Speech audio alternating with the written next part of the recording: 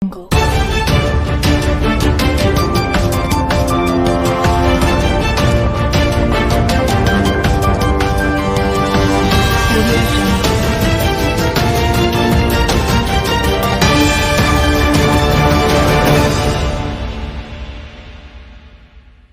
Assalamualaikum warahmatullahi wabarakatuh. Sampurasun, wilujeng sonten ka pamirsa sadayana. Patepang deui sareng simkuring Pavito Harjita di Kilas Warta.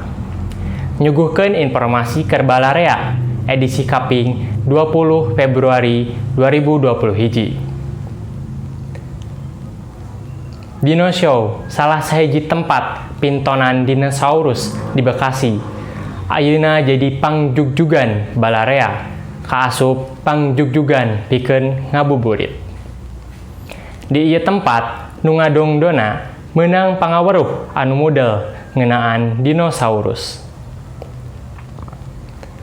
Pikareseupeun kitu pisan wahana Dino Show di hiji mall di Bekasi teh.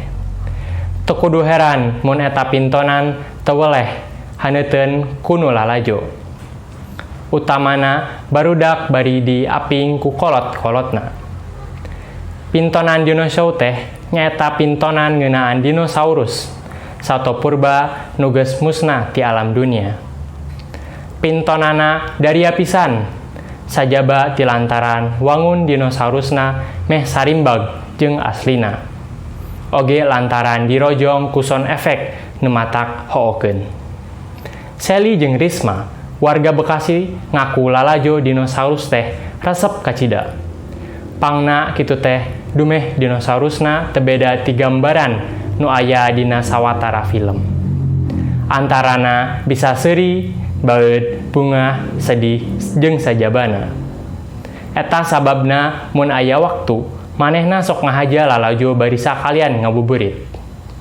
Mun taya harungan, eta pintonan teh bakal aya di Bekasi tepi ka tanggal 15 Juli nu bakal datang. Pavito Harjita, Sunda TV. Pamirsa, sakitu wae anu kusim kuring didugikeun. Pamit undur diri. Wassalamualaikum warahmatullahi wabarakatuh. Hurip Sunda.